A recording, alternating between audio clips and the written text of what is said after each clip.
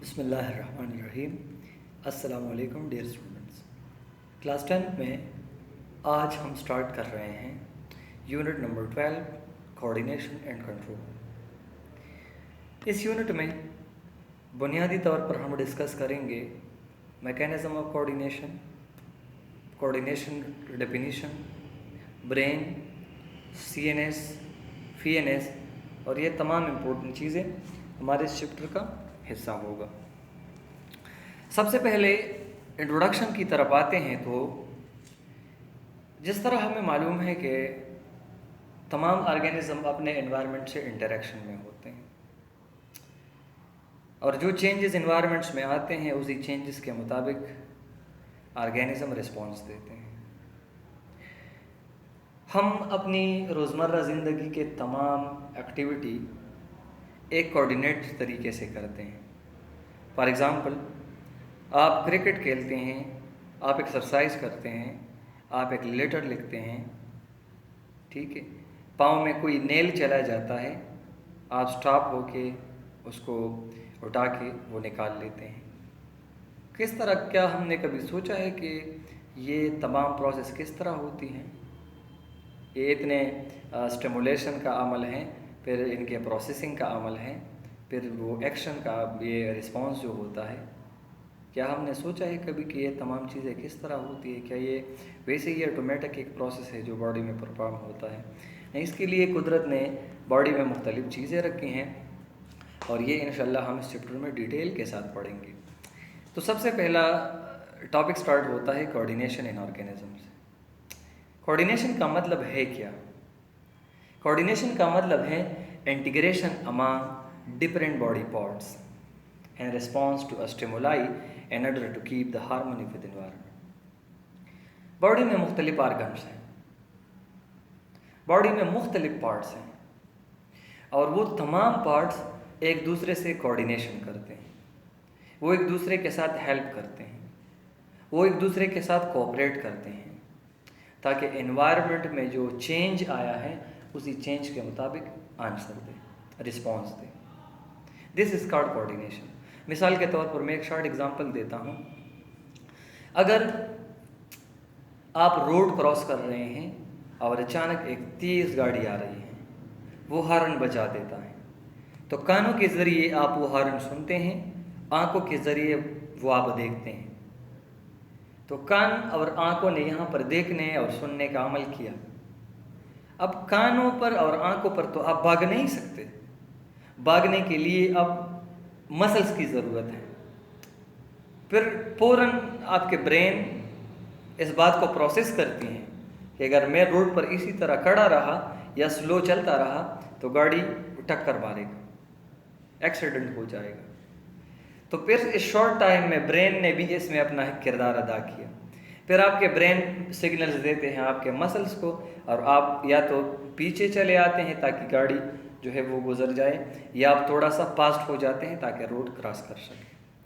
तो कितने आर्गन ने एक दूसरे के साथ कोऑपरेट किया, कितने आर्गन ने एक दूसरे के साथ कोऑर्डिनेट किया और तमाम की कोऑर्डिनेशन की बुनियाद पर एक एक्शन परफॉर्म हुआ। This is actually called coordination. इसी तरीके से कोऑर्डिनेशन बॉडी में होता है। कोऑर्डिनेशन के लिए अल्लाह ताला ने दो निज़ाम रखे हैं, दो तरह का कोऑर्डिनेशन रखा है। एक होता है नर्व्स कोऑर्डिनेशन और दूसरा होता है केमिकल कोऑर्डिनेशन। नर्व्स कोऑर्डिनेशन वो कोऑर्डिनेशन होता है जिसमें कोऑर्डिनेशन का जो अमल है ये नर्वस सिस्टम परफॉर्म करता है, और केमिकल कोऑर्डिनेशन में जो सिस्टम है वो कोऑर्डिनेशन परफॉर्म होता है तो वो हार्मोन्स की वजह से होते हैं, और हार्मोन असल में केमिकल हैं, इसीलिए यहाँ पर हम मेंशन करते हैं कि केमिकल कोऑर्डिनेशन। ठीक है। इसके अलावा जो एनिमल्स हैं, एनिमल्स में दो किस्म का कोऑर्डिनेशन का अमल है, नर्वस भी हैं और केमिकल भी हैं। यूनिसेलुलर ऑर्गेनिज्म में और फंजाई एटसेट्रा में सिर्फ नर्व कोऑर्डिनेशन होता है, बाकी हार्मोनल ओनली केमिकल कोऑर्डिनेशन होता है, नर्व्स वाला नहीं होता। उसमें सिर्फ केमिकल सीक्रेट होके वो रिस्पॉन्सेस देते हैं एनवायरनमेंट को। क्या आप लोगों ने कभी ये सोचा है कि कोऑर्डिनेशन का मैकेनिज़्म क्या है, ये प्रोसेस किस तरह होती हैं, किस तरह परफॉर्म होता है ये तमाम प्रोसेस। सबसे पहले कोऑर्डिनेशन के मैकेनिज़्म में रिसीविंग स्टिमुलस। स्टिमुलस क्या है? Any change from normal condition. Environment से जब कोई चेंज जाता है नॉर्मल कंडीशन में, वो कहलाता है स्टिमुलस। मिसाल के तौर पर हीट एक स्टिमुलस है, साउंड एक स्टिमुलस है, लाइट एक स्टिमुलस है, ठीक है। जो स्किन के साथ कोई चीज़ टच होता है ये एक स्टिमुलस है, ठीक है। तो मुख्तलिफ़ किस्म के स्टिमुलस हैं। तो जब इन्वायरमेंट में सबसे पहला मैकेनिज़्म आप कोऑर्डिनेशन में सबसे पहला स्टेप है रिसीविंग स्टिमुलस, स्टिमुलस का रिसीव करना, ठीक है। तो याद रखिए कि जब कोई चेंज आता है इन्वायरमेंट, और स्टार्ट से हम पढ़ते हैं कि इन्वायरमेंट का दो टाइप हैं, एक इंटरनल इन्वायरमेंट है और एक एक्सटर्नल इन्वायरमेंट है, ठीक है। तो दो टाइप जो यहाँ पर इन्वायरमेंट है, तो दोनों में चेंज आ सकता है, इंटरनल में भी एक्सटर्नल में। बॉडी में कोई अंदर भी चेंज आ सकता है, बॉडी से बाहर भी चेंज आ सकता है। तो जब स्टिमुलस अकर हो जाता है, स्टिमुलस को सेंस करने के लिए ज़रूरी होता है रिसेप्टर। रिसेप्टर क्या चीज़ है? Receptor are special type of cells, tissue, organ which are involve in sensory function या सेंसेशन। बॉडी में वो ऑर्गन, वो टिश्यू, वो सेल्स जो सेंसेशन का अमल करते हैं। जिस तरह आइज़ हैं, इस पर हम देखते हैं, ये एक रिसेप्टर है। इस तरह ईयर हैं, जिस पर हम सुनते हैं आवाज़ को, ये एक रिसेप्टर है। इस तरह स्किन है, इस पर हम टच को फील करते हैं, ये एक रिसेप्टर है। इस तरह ज़ुबान है, इस पर हम जायके को फील करते हैं, ये ज़ुबान एक रिसेप्टर है। इस तरह नोज़ है, जिस पर हम स्मेल लेते हैं, ये एक रिसेप्टर है। जिस तरह बॉडी में फ़ैन के लिए रिसेप्टर होते हैं, बैरो रिसेप्टर होते हैं प्रेशर के लिए, वगैरह वगैरह। तो सबसे पहला जो स्टेप्स होता है मैकेनिज़्म ऑफ कोऑर्डिनेशन में, वो ज़रूरी होता है रिसीविंग स्टिमुलस, और दूसरा होता है इनके लिए रिसेप्टर। तो स्टिमुलस अकर हुआ, रिसेप्टर ने रिसीव किया। दूसरी बात यहाँ पर दूसरा पेज है मैसेज टू कोऑर्डिनेटर। देखिए बॉडी में अब कोऑर्डिनेटर मौजूद है, और हमारे बॉडी के कोऑर्डिनेटर ब्रेन है और स्पाइनल कार्ड है, ठीक है। ब्रेन है और स्पाइनल कार्ड है नर्वस सिस्टम के सेंस में, ठीक है। और केमिकल कोऑर्डिनेशन में ये एंडोक्राइन ग्लैंड्स होते हैं। एंडोक्राइन वो ग्लैंड्स होते हैं जो सिक्रीशन करते हैं, वो सिक्रीशन ब्लड के साथ शामिल हो जाती है, फिर चले जाते हैं टारगेट साइट तक। तो मिसाल के तौर पर एक स्टिमुलस आया, वो रिसीव किया हमारे रिसेप्टर ने। अब वो जो रिसीव स्टिमुलस है, ये सेंड होता है ब्रेन में या स्पाइनल कार्ड में। तो स्पाइनल कार्ड में और या ब्रेन में ये मैसेज प्रोसेस होता है, ये स्टिमुलस इनकी प्रोसेसिंग होती है। और थर्ड पेज में फिर क्या होता है, प्रोड्यूसिंग रिस्पॉन्स। तो फिर ब्रेन से वही सिग्नल्स, वही स्टिमुलस के लिए रिस्पॉन्स के लिए आर्गन इस्तेमाल होते हैं, वो एफेक्टर्स कहलाते हैं। तो एफेक्टर्स तो या मसल्स होंगे और या ग्लैंड्स होंगे, ठीक है। फिर लास्ट में मैं एक एग्जांपल देता हूँ, इससे ये और क्लियर हो जाएगा, ठीक है। केमिकल कोऑर्डिनेशन जो होते हैं, chemical coordination different tissue of the body act as a receptor on receiving coordinated message के response to according to their specialisation. तो रिसेप्टर केमिकल कोऑर्डिनेशन के अलग हैं, और नर्व्स के हमारे पास मसल्स और मोस्टली ग्लैंड्स हैं। Let's take an example. मिसाल के तौर पर जो रोड वाले एग्जांपल मैंने आप लोगों को दिया, आप सबसे पहले ज़रूरी है स्टिमुलस। तो एक गाड़ी आती है, वो हॉर्न बजाता है, तो ये हॉर्न आपके लिए एक स्टिमुलस है। वही हॉर्न आप किस चीज़ के ज़रिए सुनते हैं? ज़ुबान के ज़रिए सुनते हैं या आँखों के ज़रिए सुनते हैं? नहीं, आप कानों के ज़रिए सुनते हैं। तो आपके कान यहाँ पर एक्ट करते हैं एज अ रिसेप्टर। इसने इस चीज़ को रिसेप्ट किया, इसने इसको सेंस किया। फिर आपके कानों से ये हॉर्न का जो सिग्नल है, ये साउंड है, ये भेजा जाता है कोऑर्डिनेटर में। कोऑर्डिनेटर क्या चीज़ है? ब्रेन है और स्पाइनल कार्ड है। तो ब्रेन और स्पाइनल कार्ड इस बात को प्रोसेस करता है कि ये क्या चीज़ है, अब क्या एक्शन लेना है। फिर दोबारा आपके ब्रेन से ऑर्डर मिल जाता है आपके मसल्स को। किस चीज़ को? मसल्स को। फॉर एग्जांपल आप भागते हैं, आप पीछे हट जाते हैं, तो ये आप मसल्स एफेक्टर हैं। तो रिसीविंग स्टिमुलस, फिर रिसेप्टर के ज़रिए स्टिमुलस को रिसीव करना, फिर कोऑर्डिनेटर में इसको प्रोसेस करना, और फिर बाद में इफेक्टर क्या करेंगे, इसके मुताबिक रिस्पॉन्स देंगे। So this is actually the mechanism of coordination. ठीक है, ये मैंने अलग एग्जाम्पल लिया, यहाँ पर अलग है। अच्छा, इसके बाद यहाँ पर आते हैं नर्वस कोऑर्डिनेशन और केमिकल कोऑर्डिनेशन। ये एक टेबल है, आप खुद रीड करें, इसमें कोई जो है मुश्किल चीज़ें नहीं हैं। अच्छा, नेक्स्ट आते हैं ह्यूमन नर्वस सिस्टम की जाने। ये दोनों सिस्टम डिटेल में पढ़ेंगे, ह्यूमन नर्वस सिस्टम और एंडोक्राइन सिस्टम जो है हार्मोनल सिस्टम। इंसान में और हायर एनिमल्स में नर्वस सिस्टम जो है इनके दो कंपोनेंट्स हैं। अज़ाबी निज़ाम जो कहलाता है, इनके दो कंपोनेंट्स हैं। एक सीएनएस है, सेंट्रल नर्वस सिस्टम, और दूसरा है फीएनएस। ठीक है, पेरिफेरल नर्वस सिस्टम। सीएनएस में दो चीज़ें हैं, दिमाग और स्पाइनल कार्ड, और पेरिफेरल नर्वस सिस्टम में मुख्तलिफ नर्व्स हैं जो तमाम बॉडी में फैले हुए हैं, निकल आते हैं दिमाग से और स्पाइनल कार्ड से और फैल जाते हैं तमाम बॉडी पार्ट्स में। एक चीज़ का यहाँ पर जिक्र करते हैं जो इम्पोर्टेंट है, हमारा जो आज़ाबी निज़ाम है, हमारा जो नर्वस सिस्टम है, ये बुनियादी तौर पर बना है नर्व से। जिस तरह हमारी गुर्दा निफरान से बना है, इसी तरीके से हमारा नर्वस सिस्टम बना है न्यूरॉन से।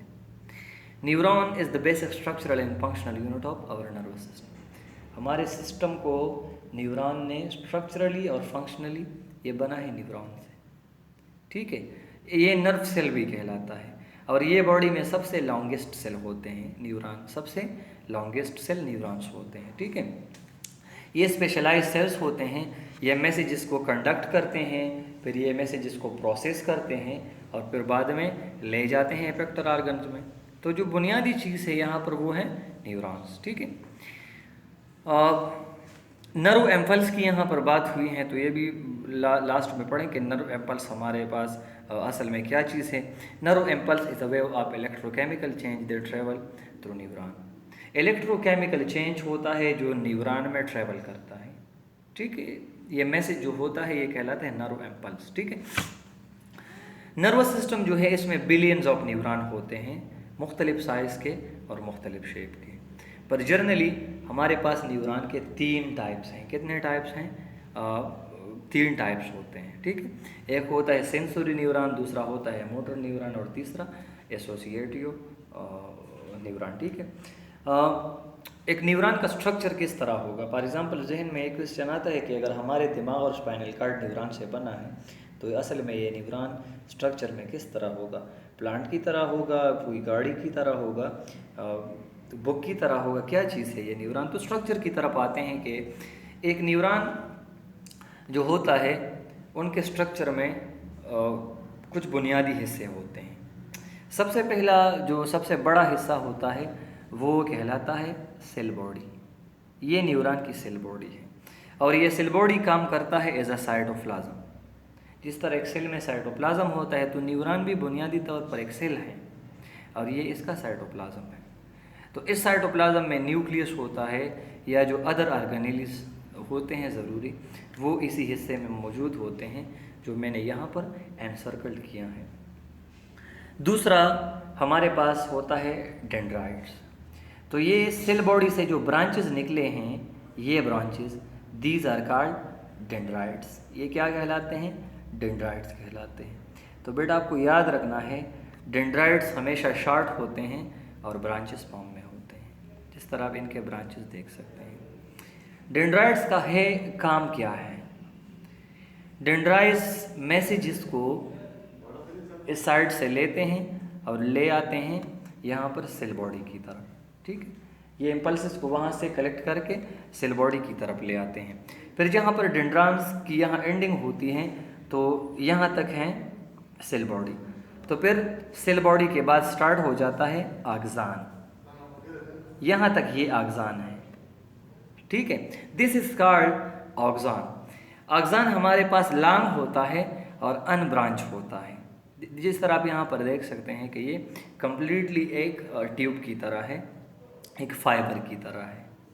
ठीक है, आक्सान में ये आखिरी हिस्सा जो होता है ये है आक्सान टर्मिनल। ठीक है, तो ये आक्सान टर्मिनल है। इसके बाद अब दूसरा यहाँ पर सेल बॉडी होगा, और डेंड्राइट्स होंगे, तो इसी साइड से मैसेज आता है, यहाँ पर चला जाता है, फिर इससे दूसरे न्यूरॉन में, फिर तीसरे में, फिर चौथे में, और इसी तरह ये ब्रेन में या इफेक्टर्स में चले जाते हैं। ठीक है, इसके बाद यहाँ पर माइलिन शीट है। ठीक है, माइलिन शीट हमारे पास फैटी सब्सटेंस से बना होता है और ये इंसुलेटर का काम करता है। ठीक है, ये हीट गेन और हीट लॉस को यहाँ पर स्टॉप करता है। ठीक है, श्वान सेल्स भी यहाँ पर मौजूद हैं और नोड ऑफ रेनवीर यहाँ पर मौजूद हैं। इसके बारे में आप प्रीवियस स्लाइड को दोबारा देख सकते हैं। चूँकि यहाँ पर अग्जान, अब लार्ज न्यूरॉन जो होते हैं ये जर्नली माइलिन शीट इसके इर्द गिर्द होता है, ये पेटी होता है और ये अग्जान को इंसुलेट करता है, जिस तरह ऑलरेडी हमने बात की है। ठीक है, ये शीट जो होते हैं ये इंटरवल में होता है और जो इंटरवल के दरमियान स्पेस हैं वो नोड्स कहलाते हैं। ठीक है, और the distance between two nodes is covered by Schwann cells, और दरमियान में दो नोड्स का एक श्वान सेल्स होता है। ठीक है, तो ये असल में होता है एक टाइपिकल न्यूरॉन का स्ट्रक्चर। यहाँ पर आप देख सकते हैं टेडविड में CNS में एक वाइट मैटर होता है, एक ग्रे मैटर होता है। ये बाद में हम डिस्कस करेंगे, तो फिर आपको जहन में होना चाहिए कि ये क्या चीज़ है। तो जो माइलिनेटेड ऑक्सान होते हैं, याद रखिए तमाम न्यूरॉन के जो ऑक्सान होते हैं ये माइलिनेटेड नहीं होता, लार्ज के जो है वो माइलिनेटेड होता है। तो जो माइलिनेटेड ऑक्सान्स होते हैं वो वाइट मैटर बनाते हैं। क्या बनाते हैं? वाइट मैटर हिस्सा बनाते हैं। और जो नॉन माइलिनेटेड ऑक्सान्स होते हैं इनके डेंड्राइट्स और सेल बॉडी इकट्ठे ग्रे मैटर बनाते हैं। तो दिमाग में फिर एक ग्रे मैटर होता है, स्पाइनल कार्ड में एक वाइट मैटर होता है, वो इसी हिसाब से होते हैं। अच्छा, स्टार्ट से मैंने बताया कि इनके 3 फंक्शंस होते हैं। तो यहाँ पर आप देख सकते हैं कि न्यूरॉन्स के यहाँ पर 3 बुनियादी फंक्शन हैं और ये 3 बुनियादी टाइप्स हैं इनकी फंक्शन की बेस पर। एक होते हैं सेंसोरी न्यूरॉन। ये सेंसोरी वो न्यूरॉन होते हैं जो मैसेजेस को, इंफॉर्मेशन को रिसेप्टर से ले आते हैं ब्रेन में या स्पाइनल कार्ड में। ठीक है, CNS में ये ले आते हैं। मिसाल के तौर पर आप किसी गर्म चीज़ के साथ हाथ लगाते हैं तो आपने जहाँ पर टच गर्म चीज़ के साथ दिया है वहाँ से मैसेज जो दिमाग में आता है ये सेंसोरी न्यूरॉन ले आते हैं। दूसरा न्यूरॉन होता है मोटर न्यूरॉन। ये वो न्यूरॉन होता है जो मैसेज को दिमाग या स्पाइनल कार्ड से लेते हैं और एपेक्टर्स आर्गन की तरफ ले जाते हैं। ठीक है, तो इनके एक्चुअली जो है ऑक्सान लॉन्ग होते हैं और डेंड्राइट इनके शॉर्ट होते हैं। और जो सेंसोरी न्यूरॉन्स होते हैं तो इनके ऑक्सान शॉर्ट होते हैं और इनके डेंड्राइट जो है वो लॉन्ग होते हैं। ठीक है, ये फ़र्क आप नोट कर ले।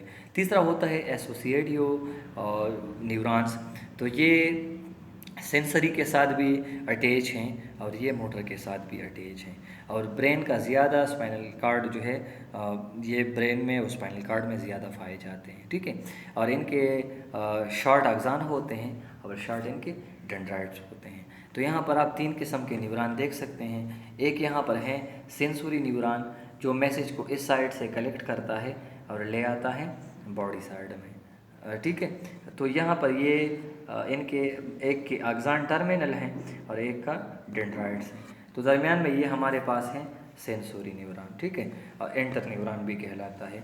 और फाइनली हमारे पास हैं मोटर न्यूरॉन। तो यहाँ पर एफेक्टर्स होंगे। ठीक, तो ये हमारे पास इनके फंक्शन के बेस पर 3 टाइप ऑफ न्यूरॉन्स थे। लास्ट स्लाइड हमारे पास है नर्व। नर्व क्या है इसकी कमिंग क्लास में फिर डिटेल पढ़ेंगे। Nerves is actually the collection of axon that are enveloped by a covering.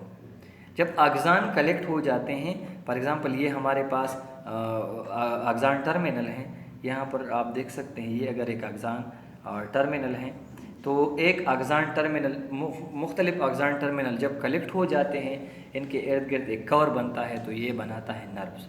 ये नर्व्स दिमाग से और स्पाइनल कार्ड से निकलते हैं और पेरिफेरल नर्वस सिस्टम को बनाते हैं। ठीक है, तो 3 टाइप्स नर्व्स होते हैं। एक सेंसरी नर्व्स होते हैं जिनका ऑक्सान में सेंसरी न्यूरॉन्स इससे सिर्फ ये बने हैं। एक मोटर होते हैं, ठीक है, जिनका कंटेन ऑक्सान ऑफ मोटर न्यूरॉन, जिसमें सिर्फ मोटर न्यूरॉन के ऑक्सान होते हैं। और एक मिक्स होते हैं, इनमें दोनों के न्यूरॉन हो सकते हैं। आपके लिए बेटा होम असाइनमेंट ये होगा कि write and memorise mechanism of coordination. आप पेज 1 को, पेज 2 को और पेज 3 को लिखेंगे और मेमोराइज करेंगे जो आज हमने एक्सप्लेन किया। आज इंशाल्लाह ये काफ़ी हैं, फिर फर्दर डिटेल कमिंग क्लास में पढ़ेंगे।